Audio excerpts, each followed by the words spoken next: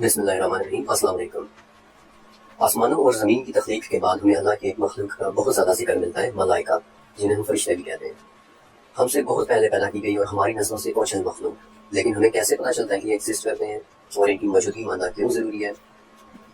سورہ بقرہ میں 2 جگہ ملائکہ پر یقین رکھنا ایمان کا حصہ بتایا گیا ہے، اور ان دونوں میں سے ایک جگہ تو وہ عظمت والی آیات ہیں کہ جو معراج کے موقع پر 7ویں آسمان میں نازل ہوئی تھی، اور جن کی مبارکباد دینے کے لیے ایک فرشتہ بالخصوص زمین پر آیا تھا، جس کے متعلق میں آپ کو آگے چل کر بتاؤں گا۔ انفیکٹ سورہ نساء میں ایک جگہ تو فرشتوں پر ایمان نہ رکھنا گمراہی کے مترادف بتایا گیا ہے، اور ہمارا آج کا سفر ان ہی فرشتوں کے بارے میں ہے۔ وہ کون ہیں، وہ کہاں رہتے ہیں، وہ دیکھنے میں کیسے ہیں، اور وہ کیا کرتے ہیں۔ لیکن آگے بڑھنے سے پہلے میں آپ کے سامنے ایک اور سوال رکھنا چاہتا ہوں کہ آخر ہم فرشتوں کو کیوں نہیں دیکھ پاتے؟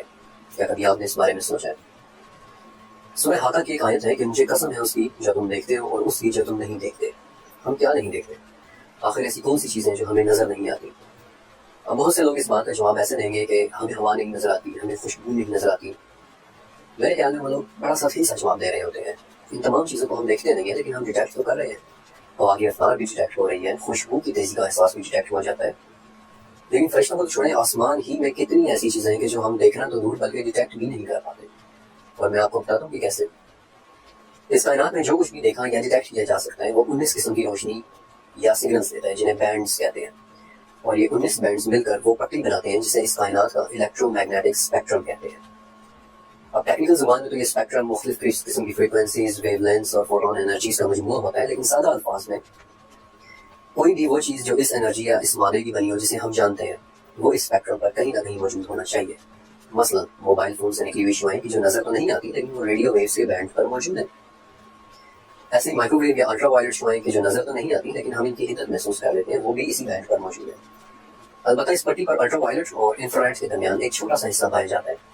انفیکٹ اتنا چھوٹا، یہ حصہ اتنا چھوٹا ہے کہ اس پوری پٹی کا صرف 0.0035% حصہ ہے، اور اس چھوٹے سے حصے کا نام ہے ویزیبل اسپیکٹرم، اور صرف یہی وہ حصہ ہے جو ہمیں نظر آتا ہے، وہ حصہ کہ جو 7 رنگوں سے بنی ہوئی روشنی کا بینڈ ہے اور جسے ہماری آنکھیں دیکھ پاتی ہیں۔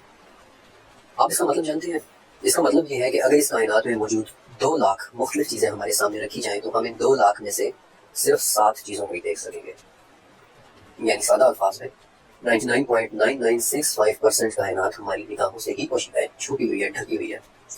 اور اگر کسی چیز کی تخلیق اس الیکٹرو میگنیٹک اسپیکٹرم کی پٹی سے باہر کی ہے، کسی اور مادے کی ہے جو اس پٹی پر موجود نہیں ہے، تو پھر دیکھنا تو درکنار ہم اسے ڈیٹیکٹ بھی نہیں کر پائیں گے۔ لہٰذا ایک بات تو بہت شروع میں طے ہو جاتی ہے کہ ہمارے آج کے اس سفر میں بھی سائنس ہماری کوئی زیادہ مدد نہیں کر پائے گی۔ نتیجتاً اس چیپٹر میں بھی ہمارا مین سورس قرآن اور حدیث ہی ہوگا۔ فرشتوں کی تخلیق سے متعلق حضرت عائشہ رضی اللہ تعالیٰ عنہا سے مروی ایک حدیث ہے کہ اللہ تعالیٰ نے فرشتوں کو نور سے پیدا کیا ہے، جنات کو آگ کے شعلے سے، اور آدم کو اس مادے سے کہ جسے تمہارے لیے بیان کر دیا گیا ہے۔ اب فرشتوں کی تخلیق نور سے کی گئی ہے، نور جسے ہم اردو میں ٹھنڈی روشنی کہہ دیتے ہیں، لیکن در حقیقت یہ کون سی روشنی ہے، یہ بات کوئی نہیں جانتا۔ البتہ اتنا تو ہے کہ یہ 7 رنگوں والی یعنی ویزیبل اسپیکٹرم والی روشنی تو بالکل نہیں ہے، اور میرے خیال میں اس حدیث کے آخری حصے سے یہ بات بھی واضح ہو جاتی ہے کہ ہمارے علاوہ ان دونوں مخلوقات کی تخلیق کسی ایسے مادے سے ہے جس کی تفصیل کو ہمارے لیے بیان نہیں کیا گیا۔ قرآن پاک میں فرشتوں کے لیے عربی لفظ ملائکہ استعمال ہوا ہے، جس کے 2 ماخذ ہو سکتے ہیں۔ پہلا ملکہ یعنی اس نے بادشاہی کی، یا پھر اس کا دوسرا ماخذ ایک عبرانی ایک ہیبریو لفظ ملخ یعنی پیغام رسان بھی ہو سکتا ہے، اور یہ دونوں ماخذ اپنی جگہ ٹھیک بیٹھتے ہیں، کیونکہ فرشتے اللہ کی بادشاہی میں بھی آتے ہیں اور اسی کے حکم سے پیغام رسانی بھی کرتے ہیں۔ پھر قرآن و حدیث سے ہی ہمیں یہ بھی پتہ چلتا ہے کہ فرشتوں کی کوئی جسمانی ضرورت نہیں ہے، تھک جانا، کھانا پینا، غصہ کرنا یہ ان کی فطرت میں نہیں ہے، الا یہ کہ کسی خاص فرشتے کی تخلیق ہی اس فطرت پر ہوئی ہو۔ آگے چل کر میں آپ کو ایک ایسے فرشتوں کے بارے میں بتاؤں گا کہ جو بنے ہی غصے اور سختی کے لیے۔ اور ابو عالیہ رحمۃ اللہ علیہ فرماتے ہیں کہ تخلیق کے 6 دنوں میں سے ملائکہ کی تخلیق بدھ کے دن ہوئی تھی۔ میں ان فرشتوں سے بات شروع کروں گا کہ جو عام تخلیق کے ہیں، جو انسانوں کے زیادہ قریب رہتے ہیں، اور پھر اپنے سفر میں آہستہ آہستہ میں آپ کو ان سے بڑے فرشتوں، ان سے طاقتور فرشتوں اور ان فرشتوں کے بارے میں بھی بتاؤں گا کہ جو فرشتوں کی ہائرارکی میں سب سے اوپر ہیں۔ انسان کے قریب رہنے والے فرشتے اس کی پیدائش ہی سے اس کے ساتھ منسلک ہو جاتے ہیں۔ اللہ کے نبی صلی اللہ علیہ وسلم نے فرمایا تھا کہ انسان کی پیدائش شروع ہوتے ہی اللہ رحم مادر میں ایک فرشتہ مقرر کر دیتا ہے کہ جو کہتا ہے یا رب اب یہ نطفہ ہے، یا رب اب یہ علقہ ہے، یا رب اب یہ مضغہ ہو چکا ہے۔ پھر جب اللہ کے حکم سے ماں کے پیٹ میں انسان کی خلقت پوری ہو جاتی ہے تو وہ پوچھتا ہے کہ یا رب یہ مذکر ہے یا مؤنث، یا رب یہ بدبخت ہوگا یا نیک بخت، یا رب اس کی عمر کتنی ہے، اور یا رب اس کے مقدر میں روزی کتنی ہے۔ اور پھر اللہ کے حکم سے وہ فرشتہ اس انسان کی روزی، اس کی عمر، اس کا رزق اور اس کا نیک یا بد ہونا لکھ دیتا ہے۔ پھر جب وہ فرشتہ فارغ ہو کر چلا جاتا ہے تو ایک دوسرا فرشتہ آ کر اس میں مولود یعنی اس بچے کی حفاظت کرتا ہے یہاں تک کہ اس بچے کو سمجھ بوجھ آ جائے. پھر وہ فرشتہ بھی چلا جاتا ہے اور اس کی جگہ انسان کا نامہ اعمال لکھنے والے 2 فرشتے آ جاتے ہیں. پھر موت کے وقت وہ 2 فرشتے بھی چلے جاتے ہیں اور ملک الموت یعنی موت کا فرشتہ آ جاتا ہے. پھر وہ فرشتہ بھی روح لے کر چلا جاتا ہے اور قبر میں سوال اور جواب کرنے والے فرشتے آتے ہیں جنہیں ہم منکر نکیر کہتے ہیں. اللہ اس انسان کی پیدائش سے لے کر اس کی موت کے بعد تک کچھ فرشتے ہر وقت اس سے قریب ہوتے ہیں. لیکن ان فرشتوں کے متعلق ہم کیا جانتے ہیں؟ سورہ انفطار: یقیناً تم پر نگہباں عزت والے لکھنے والے مقرر ہیں کہ جو کچھ تم کرتے ہو وہ اسے جانتے ہیں. یہ آیت کرامن کاتبین کے بارے میں ہے. کرامن کاتبین ہمارے قریب موجود فرشتوں میں سے 2 فرشتے ہیں. یہ وہ فرشتے ہیں کہ جو ہمارے تمام نامہ اعمال لکھ رہے ہیں، لیکن انہیں کرامن یعنی باعزت کیوں کہتے ہیں؟ کیونکہ ابن عباس رضی اللہ تعالیٰ عنہ سے روایت ہے کہ آپ صلی اللہ علیہ وسلم نے فرمایا اللہ نے ان فرشتوں کو بہترین اخلاق عطا فرمائے ہیں، یہ کبھی اعمال کے وقت انسان سے پیچھے ہٹ جاتے ہیں. اور ابن ابی حاتم میں روایت ہے کہ کرامن کاتبین نامی یہ 2 فرشتے 2 حالتوں میں انسان سے پیچھے ہٹتے ہیں. پہلی حالت کہ جب وہ حالت جنابت میں ہو یا پھر جب وہ غسل کر رہا ہو. انہیں کرامن کاتبین فرشتوں کا ذکر سورہ یونس میں بھی ہے. ہمارے قریب رہنے والے فرشتوں کی ایک اور قسم سورہ رعد میں ہے، معقبات. سورہ رعد میں آتا ہے کہ اس کے لیے اس کے آگے اور پیچھے معقبات مقرر ہیں کہ جو اللہ کے حکم سے اس کی حفاظت کرتے ہیں. معقبات انسان کے آگے اور پیچھے اس کی حفاظت کے لیے مقرر ہونے والے فرشتے. ابن جریر میں تفسیر ابن جریر میں حضرت عثمان رضی اللہ تعالیٰ عنہ سے روایت ہے کہ میں نے آپ صلی اللہ علیہ وسلم سے پوچھا کہ یا رسول اللہ انسان کے ساتھ کتنے فرشتے ہوتے ہیں؟ تو آپ صلی اللہ علیہ وسلم نے 10 فرشتوں کا ذکر کیا تھا، جن میں سے ایک ایسا بھی تھا کہ جو حلق کی حفاظت کرتا ہے، 2 وہ فرشتے کہ جو آنکھوں کی حفاظت کرتے ہیں، اور حضرت علی رضی اللہ تعالیٰ عنہ سے روایت ہے کہ ہر انسان کے ساتھ اس کی حفاظت کرنے والے فرشتے مقرر ہیں، اور اگر اللہ کی مرضی نہ ہو تو کوئی شخص کسی کو چاہ کر بھی قتل نہیں کر سکتا، کیونکہ اس کی حفاظت کے لیے اللہ کے حکم سے اس پر فرشتے اس کی پروٹیکشن کرتے ہیں. اور یہ فرشتے صرف 2 حالتوں میں اس کے پاس سے ہٹتے ہیں. ایک کام کہ جب تقدیر میں لکھا ہوا پیش آ جائے یا پھر جب موت کا وقت آ جائے. اور انہی نگہبان پروٹیکٹیو فرشتوں کا ذکر سورہ طارق میں بھی ہے کہ کوئی ایسا نہیں کہ جس پر نگہبان فرشتہ نہ ہو. These are the guardian angels. لیکن اللہ کے خاص لوگوں کے لیے حفاظت بھی خاص ہو جاتی ہے. مثلاً سعد بن وقاص نے رضی اللہ تعالیٰ عنہ نے احد کے موقع پر دیکھا کہ 2 لوگ سفید کپڑوں میں ملبوس آپ صلی اللہ علیہ وسلم کو اپنی حفاظت میں لیے بڑی سختی کے ساتھ کافروں سے لڑ رہے ہیں. سعد بن وقاص کہتے ہیں کہ ان دونوں کو میں نے نہ ہی کبھی اس سے پہلے دیکھا تھا اور نہ ہی کبھی اس کے بعد دیکھا. سورہ سجدہ میں ہم پر مقرر ایک اور فرشتے کا ذکر ہے. کہہ دیں کہ تمہیں موت کا فرشتہ موت دے گا جو تم پر مقرر کیا گیا ہے. موت کے فرشتے کو قرآن پاک میں صرف ملک الموت یعنی موت کا فرشتہ ہی کہہ کر بلایا گیا ہے. اور ابن ابی حاتم کی روایت میں آپ صلی اللہ علیہ وسلم کی حدیث ہے کہ ملک الموت زمین کے تمام بحری و بری علاقوں سے پوری طرح واقف ہے. وہ اس میں رہنے والوں کے بارے میں روزانہ 5 مرتبہ تحقیق کرتے ہیں کہ ان میں سے کس کی موت کا وقت آ چکا ہے، لیکن اللہ کے حکم کے بغیر وہ چاہ کر بھی کسی کی روح کو قبض نہیں کر سکتے. اسلامک لٹریچر میں موت کے فرشتے کو عموماً حضرت اسرائیل علیہ السلام کے حوالے سے منسوب کیا جاتا ہے. اور آپ کی دلچسپی کے لیے بتا دیتا ہوں کہ اسلام سے سکھ مذہب میں اڈاپٹ کی جانے والی چیزوں میں یہ نام بھی شامل ہے. جہاں گرو گرنتھ کے پہلے اور 5ویں محل میں یعنی چیپٹر میں وہ اسرائیل نامی ایک فرشتے کا ذکر کرتے ہیں کہ جو لوگوں کی روحیں نکالتا ہے.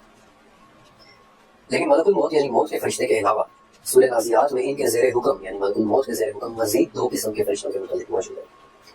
سورہ نازعات کی پہلی 5 آیات پڑھیے، آپ کو 5 نام نظر آئیں گے: نازعات، ناشطات، سابحات، سابقات اور مدبرات.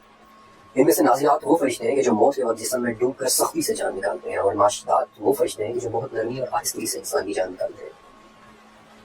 پھر موت کے بعد قبر کے فرشتوں کا تفصیلی ذکر احادیث کی کتابوں میں ملتا ہے.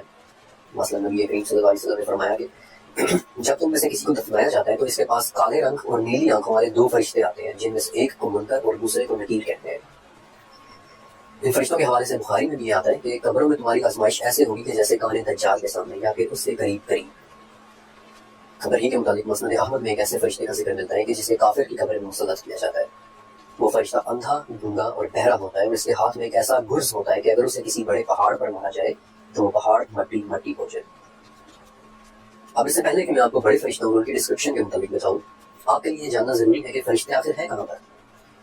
ابن ماجہ کی حدیث کے مطابق آپ صلی اللہ علیہ وسلم نے فرمایا کہ میں نے آسمان میں جو دیکھا ہے وہ تم نہیں دیکھ سکتے، اور میں نے وہاں جو سنا ہے وہ تم نہیں سن سکتے. آسمان چرچراتا ہے اور اس کا حق ہے کہ وہ چرچرائے. اس میں 4 انگلیوں کے برابر کی جگہ بھی خالی نہیں، مگر یہ کہ وہاں کوئی نہ کوئی فرشتہ اپنا ماتھا ٹکائے اللہ رب العزت کے حضور سجدہ ریز ہو. جو کچھ میں جانتا ہوں اگر تمہیں اس کا علم ہو جائے تو تم ہنسو کم اور رو گے زیادہ. انفیکٹ یہی وہ حدیث شریف ہے جسے سننے کے بعد ابو ذر غفاری رضی اللہ تعالیٰ عنہ نے خوف سے کہا تھا کہ کاش میں ایک درخت ہوتا کہ جسے کاٹ دیا جاتا. لیکن کائنات کی ان بے کرام وسعتوں میں موجود فرشتے کیا کر رہے ہیں؟ کیا انہیں رب کریم کی تسبیح اور اسے سجدہ کرنے کے علاوہ بھی کچھ امور دیے گئے ہیں؟ تو اس کا جواب سورہ نحل میں ہے کہ فرشتے اپنے رب سے ڈرتے ہیں جو ان سے اوپر ہے، اور وہ کرتے ہیں جس کا انہیں حکم دیا جائے. آپ کو اس فرشتے کے متعلق یاد ہے کہ جو ماں کے پیٹ میں ہماری حفاظت کرتا تھا، یا پھر وہ فرشتہ جو ہمارے ہوش سنبھالنے تک ہماری پروٹیکشن کرتا رہا؟ اللہ کریم نے اس مخلوق کے ذمہ مختلف کام لگائے ہیں جو وہ صبح سے شام تک کرتے ہیں، یہاں تک کہ بادلوں کے گرجنے اور ہواؤں کے چلنے پر بھی۔ جب نبی کریم صلی اللہ علیہ وسلم کی دعوت پر طائف والوں نے ان کے ساتھ بدسلوکی کی تھی تو آپ صلی اللہ علیہ وسلم کے پاس وہ فرشتہ آیا جسے اللہ نے پہاڑوں کے امور پر فائز کیا تھا۔ اس فرشتے نے سلام کیا اور کہا کہ اے نبی، اگر آپ چاہیں تو میں ان لوگوں کے دونوں اطراف کے سنگلاخ پہاڑوں کو لا کر ان پر گرا دوں۔ ایسے ہی ابن ابی حاتم میں روایت ہے کہ نبی کریم صلی اللہ علیہ وسلم سے پہاڑوں پر معمول فرشتے نے عرض کی تھی کہ یا رسول اللہ، ہمارے پاس اللہ کا حکم اترتا ہے کہ کس جگہ کس قدر بارش برسانی ہے۔ پھر انبیاء کو کئی باتوں کی خبریں دینے کے لیے بھی فرشتوں کو بھیجا گیا۔ جب آپ صلی اللہ علیہ وسلم پر جادو ہوا تھا اور آپ کسی چیز کے متعلق خیال کرتے کہ آپ نے وہ کام کر لیا ہے، حالانکہ آپ صلی اللہ علیہ وسلم نے وہ کام نہیں کیا ہوتا تھا، تو آپ صلی اللہ علیہ وسلم نے حضرت عائشہ رضی اللہ عنہا سے کہا کہ عائشہ، جو بات میں اللہ سے پوچھ رہا تھا اس نے مجھے اس کا جواب دے دیا۔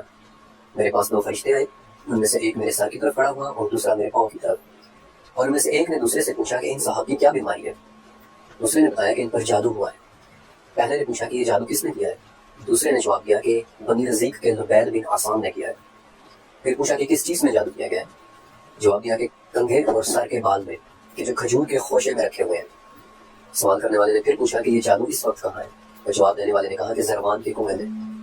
اور پھر ان فرشتوں کی خبر پر نبی کریم صلی اللہ علیہ وسلم اپنے چند اصحاب کو لے کر اس کنویں پر گئے اور اس جادو کو اس کے غلاف سمیت دفن کروا دیا۔ قرآن پاک میں فرشتوں کا دوسرے انبیاء اور غیر انبیاء کے ساتھ گفتگو اور ان تک اللہ کا پیغام پہنچانے کا بھی ذکر ہے، کیونکہ سورہ شورا کے مطابق ناممکن ہے کہ اللہ کسی بندے سے کلام کرے سوائے وحی کے، یا پردے کے پیچھے سے، یا پھر کسی فرشتے کو بھیجے۔ مثلا سورہ ہجر فرشتے کی حضرت ابراہیم علیہ السلام کے ساتھ بات چیت، سورہ ہجر فرشتے کی حضرت لوط علیہ السلام کے ساتھ بات چیت، سورہ آل عمران فرشتے کا حضرت زکریا علیہ السلام کو آواز دے کر خوشخبری سنانا، پھر سورہ مریم فرشتے کا حضرت مریم علیہ السلام کو عیسیٰ علیہ السلام کی خبر دینا، سورہ ہود ابراہیم علیہ السلام کی بیوی سارہ علیہ السلام کو ایک بیٹے اسحاق اور ان کے بعد یعقوب کی خبر دینا۔ قرآن پاک میں مریم علیہ السلام اور سارہ علیہ السلام کی بھی فرشتوں کے ساتھ گفتگو کا ذکر ہے کہ جو نبی نہیں تھی، لیکن غیر نبی انسانوں کے ساتھ گفتگو کے وقت فرشتے ہمیشہ انسانی شکل میں ہوتے ہیں، اور یہ بات سورہ مریم میں منشن ہے کہ فرشتہ آدمی بن کر ظاہر ہوا، اور اس کی وجہ میں آپ کو آگے چل کر بتاؤں گا۔ بلکہ بخاری کی ایک حدیث کے مطابق آپ صلی اللہ علیہ وسلم نے فرمایا کہ بنی اسرائیل میں کچھ لوگ ایسے بھی ہوئے ہیں کہ وہ نبی نہیں تھے، لیکن پھر بھی فرشتے ان کے ساتھ باتیں کیا کرتے تھے۔ فرشتوں کا انسانوں کے گھروں میں آنے اور جانے کا ذکر کثرت سے ملتا ہے، لیکن ایک موقع ایسا ہے کہ جہاں سے یہ فرشتے فوراً پیچھے ہٹ جاتے ہیں۔ نبی کریم صلی اللہ علیہ وسلم نے فرمایا کہ فرشتے ان گھروں میں داخل نہیں ہوتے جن میں کتا یا تصویر ہو، لیکن کچھ فرشتے ایسے ہیں کہ جن کا حدیث میں خصوصی طور پر آنے کا ذکر ملتا ہے۔ مثلا مسلم کی ایک حدیث کے مطابق ایک مرتبہ حضرت جبرائیل علیہ السلام آپ صلی اللہ علیہ وسلم کے پاس بیٹھے ہوئے تھے کہ آسمان سے ایک ایسی آواز آئی کہ جیسی دروازہ کھلنے کی آواز ہوتی ہے۔ حضرت جبرائیل علیہ السلام نے سر اوپر آسمان کی طرف اٹھایا اور کہا کہ آج آسمان میں وہ دروازہ کھلا ہے جو آج سے پہلے کبھی نہیں کھولا گیا تھا۔ اور اس وقت ایک فرشتہ اترا جس کے لیے جبرائیل علیہ السلام نے کہا کہ یہ وہ فرشتہ ہے کہ جو آج سے پہلے کبھی زمین پر نہیں آیا۔ اس فرشتے نے سلام کیا اور آپ صلی اللہ علیہ وسلم کو مبارک دی اور آپ کو 2 نور ملنے کی خوشخبری سنائی اور کہا کہ یہ آپ سے پہلے کبھی کسی نبی کو نہیں دیے گئے، لیکن یہ آپ کو دیے جائیں گے۔ ان میں سے پہلا نور سورہ فاتحہ اور دوسرا نور سورہ بقرہ کی آخری 2 آیات ہے۔ پھر مسند احمد میں ایک روایت ہے کہ نبی کریم صلی اللہ علیہ وسلم نے ام سلمہ رضی اللہ عنہا سے فرمایا تھا کہ مجلس کو درست اور ٹھیک ٹھاک کر دیں، کیونکہ آج وہ فرشتہ آ رہا ہے جو آج سے پہلے زمین پر کبھی نہیں آیا۔ انفیکٹ یہ وہی فرشتہ تھا جس نے آپ صلی اللہ علیہ وسلم کو حسین رضی اللہ تعالیٰ عنہ کے قتل کی خبر دی تھی، اور وہ سرخ مٹی بھی دکھائی تھی کہ جہاں حسین رضی اللہ عنہ شہید ہونا تھا۔ لیکن یہ فرشتے زمین پر آتے کیسے ہیں، یا زمین سے آسمان کی طرف جاتے کیسے ہیں؟ سورہ معارج کی 4 آیت سے پتہ چلتا ہے کہ فرشتے ایسے راستوں کے ذریعے اترتے اور چڑھتے ہیں کہ جو ایک طرح کے راستے ہیں۔ اس آیت کے مطابق یہ وہ راستے ہیں کہ جن سے فرشتہ 50,000 سال کا سفر ایک ہی دن میں طے کر لیتا ہے۔ بلکہ ترمذی میں تو فرشتوں کے ان راستوں کو استعمال کرنے کا طریقہ بھی لکھا ہوا ہے کہ کوئی بھی فرشتہ زمین سے لا حول ولا قوت الا باللہ کہے بغیر نہیں اڑ سکتا یا اٹھ سکتا۔ اب بڑے فرشتوں کے متعلق بتانے سے پہلے میں 3 ایسے ناموں کے بارے میں آپ کو بتانا چاہتا ہوں جن کے حوالے سے مجھے زیادہ انفارمیشن نہیں مل سکی، لیکن ان کے فائز ہونے کے مقامات بہت حیرت انگیز ہیں۔ ان میں سے پہلا نام ہے ارتیائیل نامی ایک فرشتہ کا کہ جو بنی آدم کے دل سے رنج و غم کو دور کرنے پر فائز ہے۔ دوسرے فرشتے کا نام کعب بن احبار سے ملی ایک روایت میں ہے۔ وہ کہتے ہیں کہ جنت میں ایک فرشتہ ہے جس کا نام بھی مجھے معلوم ہے۔ وہ فرشتہ اپنی پیدائش سے لے کر اب تک جنتیوں کے لیے زیور بنا رہا ہے، اور وہ قیامت تک اسی کام میں مگن رہے گا۔ اور اگر اس نے بنائے ہوئے زیورات میں سے کنگن بھی اس دنیا میں آ جائے تو سورج کی روشنی اس طرح مدھم ہو جائے گی کہ جیسے سورج کے نکلنے پر چاند مان پڑ جاتا ہے۔ اور تیسرا نام ہے سورہ کہف والے ذوالقرنین کا، جنہیں حضرت عمر رضی اللہ تعالیٰ عنہ کے ایک قول کی بنیاد پر کچھ علماء فرشتہ ہی مانتے ہیں۔ اب یہاں سے آگے میں آپ کو آسمان کی طرف لے کر جاؤں گا کہ جہاں ہمیں چند بڑے اور چند بہت ہی طاقتور فرشتے ملیں گے۔ جو حدیث معراج ابن عباس رضی اللہ تعالیٰ عنہ سے مروی ہے، اس میں وہ معراج کی رات نبی کریم صلی اللہ علیہ وسلم کے کئی فرشتوں کو دیکھنے کا ذکر کرتے ہیں۔ اور اس حدیث کی بنیاد پر آگے چل کر 10ویں صدی کے شافعی اسکالر ابو اسحاق الثعلبی نے بھی اپنی تفسیر میں فرشتوں کے متعلق بڑی ڈیٹیل لکھی ہے، جس میں وہ پہلے آسمان رقیع پر موجود حبیب نامی ایک فرشتے کا ذکر کرتے ہیں کہ جس کا آدھا جسم برف سے بنا ہے اور آدھا جسم آگ سے، اور ایسی برف کے نہ وہ آگ کو بجھاتی ہے اور ایسی آگ کے وہ نہ برف کو پگھلاتی ہے۔ اس تفسیر میں آگے چل کر تیسرے آسمان یعنی کیدوم کے اوپر 70,000 سروں والے ایک فرشتے کا بھی ذکر ہے۔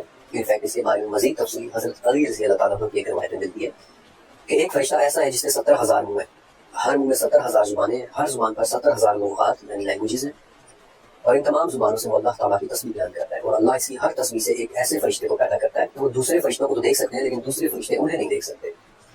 اسی طرح الثعلبی کی تفسیر میں چوتھے آسمان یعنی معمولہ پر اسرائیل نام کے ایک فرشتے کا ذکر ہے جو آنسوؤں کا فرشتہ بھی کہلاتا ہے، اور پانچویں آسمان یعنی ریکا اور جہنم کے نرما فرشتے مالک کے ہونے کا ذکر ملتا ہے۔ اس فرشتے مالک کے متعلق سورہ زخرف میں ہے کہ جہنمی اس کا نام لے لے کر پکار کر کہیں گے کہ اے مالک کاش تیرا رب ہمیں موت ہی دے دے، وہ جواب میں کہے گا کہ نہیں نہیں، تمہیں ہمیشہ یہی رہنا ہے۔ مالک رب تعالیٰ کے پرسرار ترین فرشتوں میں سے ایک ہے، نہ صرف مالک خود بلکہ ان کے زیر حکم کام کرنے والے تمام فرشتے بھی، اور میں چاہتا ہوں کہ ان کے بارے میں آپ کو ضرور بتاؤں۔ سورہ علق کی 10ویں آیت سے آگے دراصل ایک واقعے کے متعلق ہے۔ مکہ میں ایک واقعہ ہوا تھا، اور یہ واقعہ سلسلہ تو صحیحہ میں رپورٹڈ ہے کہ عمر بن حشام یعنی ابو جہل محمد صلی اللہ علیہ وسلم کو نماز پڑھنے سے روکتا تھا، اور ایک مرتبہ جب آپ صلی اللہ علیہ وسلم حرم شریف کے قریب نماز پڑھ رہے تھے اور ابو جہل وہاں سے گزرا تو وہ چلایا کہ اے محمد کیا میں نے تجھے نماز پڑھنے سے منع نہیں کیا تھا؟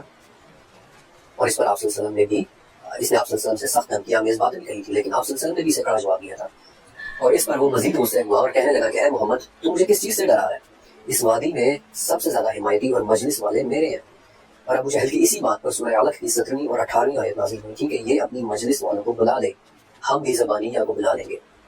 اور صحیح مسلم میں سے آگے کے الفاظ یہ ہیں کہ ابو جہل نے آگے بڑھ کر محمد رسول اللہ صلی اللہ علیہ وسلم کی گردن پر اپنا پاؤں رکھنا چاہا تھا، لیکن وہ اچانک الٹے پاؤں پیچھے ہٹا اور اپنے ہاتھوں سے خود کو بچانے لگا، اور جب اس سے پوچھا گیا کہ کیا ہوا تھا تو اس نے بتایا کہ میرے اور محمد کے درمیان آگ کا ایک کڑا دہشت ناک منظر اور بہت سارے پر حائل ہو گئے تھے، اور نبی کریم صلی اللہ علیہ وسلم نے فرمایا کہ اگر وہ میرے قریب آتا تو فرشتے اس کی موٹی موٹی نوچ لیتے۔ زبانیہ بذات خود ایک بہت ہی پرسرار ٹرم ہے۔ آگ کے گڑھے میں بے تحاشا دہشت ناک پر ان کے متعلق ایک اشارہ بیسکلی سورہ مدثر میں دیا ہے کہ اس پر 19 ہے۔ سعودی عرب کی وزارت مذہبی امور نے زبانیہ کے متعلق اپنی ایک انٹرپریٹیشن یوں دی ہے کہ زبانیہ فرشتوں کے ایک گروہ کا نام ہے جس میں ان کے 19 بڑے فرشتے آتے ہیں، اور یہ کہاں معمول ہے؟ سورہ مدثر ہی کی 26ویں اور 27ویں آیت میں ان کے ہونے کی جگہ کا بھی ذکر ہے کہ سقر، اور یہ سقر کیا ہے اس کا جواب سورہ مدثر میں آنے والے ایک واقعے کے آخر میں ہے۔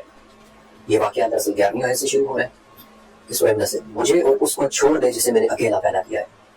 بعض علماء کے نزدیک یہ ولید بن مغیرہ کی طرف اشارہ ہے، اور اس سے آگے کی آیات میں آتا ہے کہ ہم نے اسے بڑی کشادگی دی، اس نے غور کر ایک تجویز سوچی، اسے ہلاکت ہو کہ اس نے کیسی تجویز سوچی، اس نے دیکھا، اس نے تیوری چڑھائی اور اس نے منہ بنایا، پھر پیچھے ہٹ گیا اور غرور کیا اور کہنے لگا کہ یہ تو صرف ایک جادو ہے جسے کہیں سے نقل کیا گیا ہے، عنقریب میں سے سقر میں ڈالوں گا، اور تجھے کیا خبر کہ سقر کیا ہے؟ نہ وہ کسی کو زندہ رہنے دیتی ہے اور نہ ہی وہ کسی کو مرنے دیتی ہے۔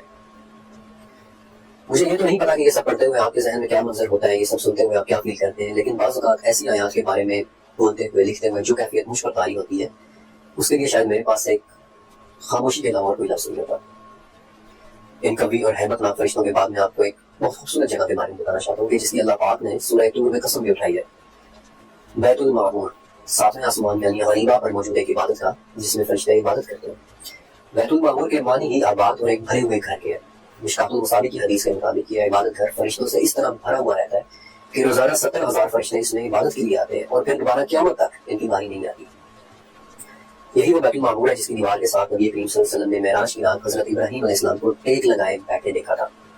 اس میں عبادت کرتے فرشتوں کے حوالے سے صحیح مسلم میں ایک بہت پیاری حدیث ہے۔ نبی کریم صلی اللہ علیہ وسلم نے فرمایا کہ ہمیں یعنی مسلمانوں کو لوگوں پر 3 باتوں کے ذریعے فضیلت دی گئی ہے، جن میں سے ایک یہ ہے کہ ہماری صفیں فرشتوں کی صفوں کی طرح بنائی گئی ہیں۔ ان کے بعد میں آپ کو ان 2 میں سے ایک ایسے فرشتے کے متعلق بتانا چاہتا ہوں جن کا نام نہ صرف قرآن پاک میں منشن ہے بلکہ اللہ تعالیٰ نے فرمایا ہے کہ جو ان کا دشمن ہے وہ خود اللہ کا دشمن ہے۔ حضرت میکائیل علیہ السلام، جنہیں علماء اس بات سے منسوب کرتے ہیں کہ اللہ نے ان کے ذمہ اپنی مخلوق کو روزی پہنچانے کی ذمہ داری دے رکھی ہے، یا پھر کچھ علماء کے مطابق یہ ان فرشتوں کو کمانڈ کرتے ہیں کہ جو قدرت کے قوانین پر معمول ہے، مثلا نباتات کا اگانا یا بارش کا برسانا وغیرہ، اور یہ ان فرشتوں میں سے بھی ہیں جن پر آپ صلی اللہ علیہ وسلم نے اپنی دعا میں سلامتی بھی بھیجی ہے۔